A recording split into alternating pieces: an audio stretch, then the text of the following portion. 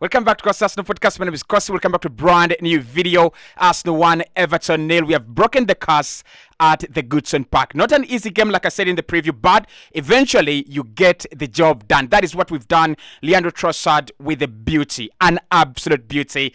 We did see a couple of changes. We're going to talk about them. Fabio Vieira starting in this game. Edin Ketia starting up front. Mikel Arteta, of course, planning for that UEFA Champions League game in his mind. I thought today we were very dominant, and I think that is the thing that we're going to see with Arsenal all season. That is the way Mikel Arteta is trying to set up this team to dominate games, have a lot of the ball, 75% ball possession. You look at the momentum bar in this game. It was absolutely Arsenal. It was only about Arsenal. Everton didn't have any moments. I think Sean Dyche will go back, analyze this game, and he will tell the boys it's a game to forget. You don't have to, it's where you don't have to learn anything probably. Yes, they were compact. They were a little bit, organized. They stuck to the plan.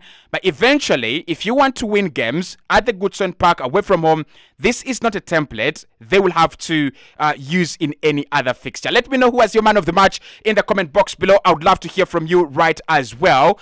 I've gone with 4 players. Let's go with Alexander Zinchenko, the creative masterpiece. Again, like I said, if we want to be fluid, if we want to be fluent, if we want to be natural, if we want those chances to come, Alexander Zinchenko has got to play in this Arsenal side. And we saw it today again. And Declan Rice being that kind of, pivot, and Alexander Zinchenko just doing the creativity, allowing Fabio Vieira to flourish, allowing the likes of Gabriel Martinelli and Leandro Trossard to flourish as well. So I thought he was a part of the members who could actually go with man of the match performances. Odegaard as well, I liked. I think the one thing I love with Odegaard is his pressing, the way he runs when we do not have the ball. But also, it opened up for him a couple of times. He had a couple of shots as well. None of them was really impressive. Not the quality we expect, not the Manchester United quality. That was a good shot. Finds the space, finds the quickness to react. But again, he's always there. His performances keep on improving. So Odegaard, man of the match as well. Declan Rice, Everton, their plan just blocked the midfield. And you could see Idrissa Gana Gueye, you could see Doucouré, you could see Onana.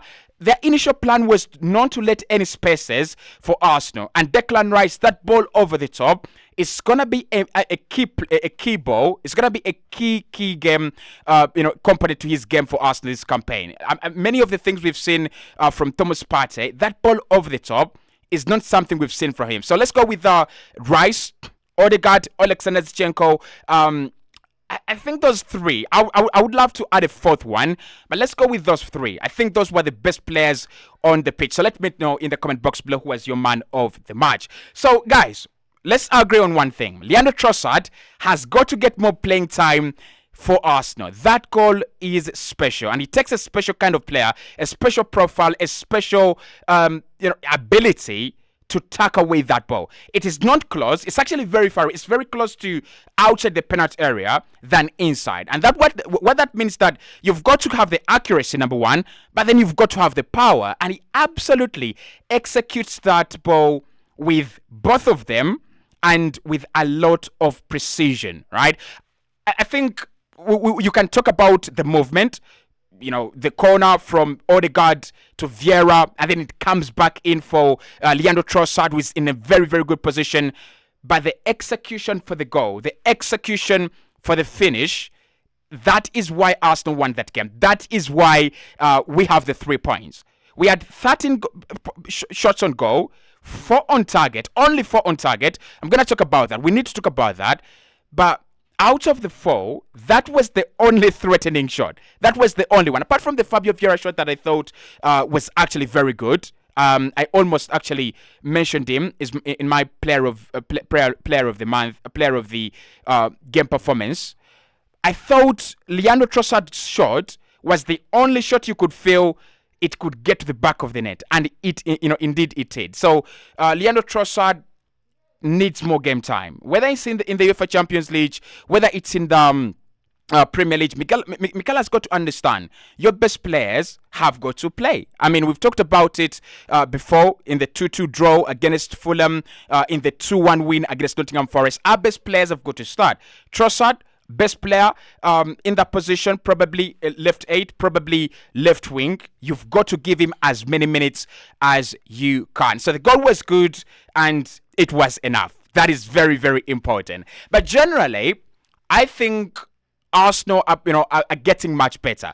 The system we're trying to play this campaign is very different from the system we played last campaign. Last campaign, we were quick on the transition, we were very fluid, and Arsenal didn't look to try to keep the ball a lot of the time. Literally, what we're trying to do is, can you get that ball into Saka? Can you get that ball into Gabriel Martinelli as quick as you can? What we've seen today and what we're seeing this season is Arsenal having these huge chunks of possession. Today, 75%. Like, it's crazy numbers, like literally crazy numbers. And what that has actually enabled us to do, if you look at this, if you look at the statistics here and the momentum bar, we are literally playing players that are non-existent. We are literally ghosting and freezing out teams in games. It's something I love really with Spain, and because I'm a Spanish fan, because I support the Spanish national team. I can actually say we play like Spain. We freeze the opponent. We keep the ball a lot of the time. And the one thing Spain do that we have not yet done is that multitude of chances. Of course, you could argue that Spain are playing, weaker opponents in, Cyprus and all that, but they have that multitude of chances. They create a lot of chances, and I think with Arsenal, you have players that will create those chances. You have players that have got the ability to create as many chances as you have. Odegaard, Fabio Vieira, Bukayo Saka, Gabriel Martinelli, Leandro Trossard, Alexander Zinchenko. We need to work on that. We literally just need to go, can we have 4 big chances per 90 or 5 big chances per 90 like Man City do, like Brighton do? I mean, you look at Brighton and Arsenal, are we in the same bracket? Probably. I mean, you look at their quality of players, you look at the manager, we are almost at the same level. We're just spending more money than them, but the quality of football and the quality of players is the same. But the difference between Arsenal and Brighton, and why I really envy Brighton this season, they are creating a multitude of chances. They've gone to the Old Trafford and created an XG of around 2.5. Like, if they had scored all their chances, Brighton could have scored 7 or 8 in that game.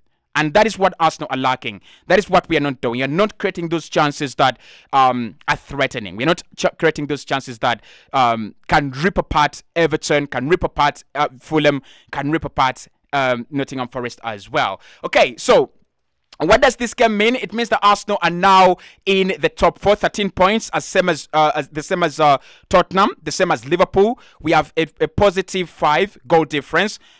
Tottenham, I think, have 8. Liverpool have 8 as well, and Manchester City on top of the table. I said it in the preview, and I'll say it again right now. Every game is gonna count, and this was a very important game. A fixture we rarely win. That is number one. Like, Arsenal just don't win at the Goodson, and we've just done that.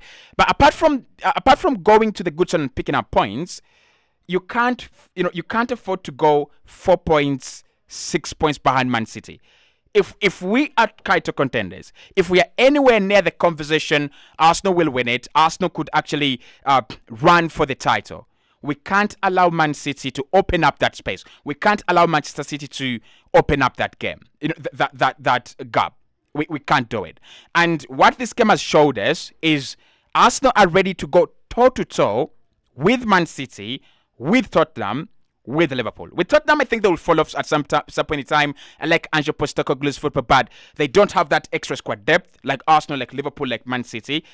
But those 3 points mean that Man City cannot afford to put a foot wrong in their next game. And that is what we've got to do. I like it better when Arsenal are chasing Man City and Liverpool as compared to when we are being chased. Like, what we saw last campaign is a lot of nervousness, a lot of pressure, a lot of... It was difficult. It was very difficult. And that's why when we went to go to the Goodson, we wanted to win, but we really couldn't deal with the pressure. Right now, Man City win, you can easily go and win. Man City drop points, you can drop points. You can easily, pick up those 3 points or 1 point or 2 points, and then you're almost at the same level. So I love it. And I want Arsenal to keep on winning these games. I want Arsenal to go Brentford away, Brighton away, Everton away. There are those difficult stadiums that you've got to go and prove a point. And we've actually just done that. Another key lesson is the squad depth we have in this side. David Raya started today, not a regular starter. Fabio Vieira started today, not a regular starter as well. Leandro Trossard comes on for Gabriel Martinelli and scores the goal. Martinelli probably has a problem. We'll hear from Mikel Arteta later in the press conference reaction. It's a squad depth for me, right?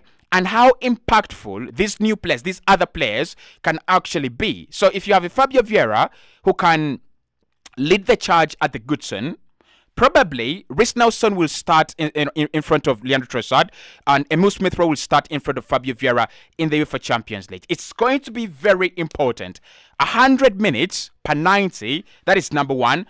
It's going to take a lot out of players. You have another international break coming up in August, in October actually. So it means you have to have 2 players per position. We do have that.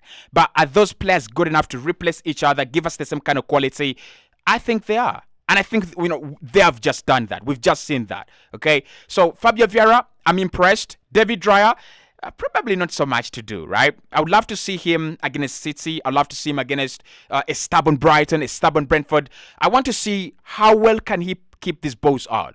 I mean, Ramsdale, we know, in 1v1 situations, he's a killer goalkeeper. But, the problem is those silly mistakes. 1 or 2 mistakes that will cost you the game. David Raya today, the passing is there. I'm not going to heap a lot of praise on him. What I'm going to say is we've got a very good backup goalkeeper. Or we've got a very good second choice goalkeeper. And I'm not worried what happens to Ramsdale. Whether he plays in the USCL, whether he plays in the Premier League, Arsenal have a very good second goalkeeper that can go at any stage. I would play him against Bayern. I would play him against Madrid, and I would feel confident that Raya is actually in goal. So Mikel has got to utilize that squad depth. I don't know why he's not playing Emile Smith-Rowe. Hopefully he actually starts playing him, because if anything happened to Odegaard right now, the only option we have to replace him is Fabio Vieira. But then Kai Havertz is not clicking yet. So Emile Smith-Rowe for me has got to get those, get those minutes. Maybe 15, maybe 10 at the end of the game. Like this one, he's a midfielder. You want to manage the game. You want to make sure you don't concede more, but you want to have that extra kind of threat in the, in the final third. Emile Smith-Rowe would be that kind of player. But either way, impressive. We've done very well at the Goodson Park. We look forward now. We look forward. Emirates Stadium, PSV Eindhoven. Stubborn side, quality side. Dutch football is back at the Emirates Stadium. We played them last campaign in the group stages of the Europa League. Didn't go very well away from home, but we did beat them at the Emirates. So we look forward. We are now playing 3 games per. We're playing a game per 3 days actually. That means we've got to be on top of our performance. We've got to be on top of our game. I see you right in the next one. Let me know in the comment box below. Are you impressed with this Arsenal side? Do we need to create more chances? Like what I saw? Do you think Arsenal just alright and Liverpool and Everton were just in shape? I like the way, by the way, they played. I don't want to talk about them. I'll talk about them in the 5 things we learned. But I think the key component for any team that plays Arsenal, if they've watched this game, is how you stay in shape, how you stay compact, and how you just, stick to your plan. Everton have done that very well, making it hard for Arsenal to literally build from the midfield. And you've seen most of our chances have come from dead ball situations and wide areas. They've just made it impossible in the midfield. So any team that plays Arsenal, that's what you've got to do. You've got to block off the midfield, and maybe if we can get our way around it, of course we can, with Saka and Martinelli and the likes of Odegaard, we have the quality, but you can't let Arsenal just have it easy. And they have not left it to Arsenal to have it easy. Yeah, good performance from them. Maybe they could start picking up, some points from the next weekend. See you right in the next one.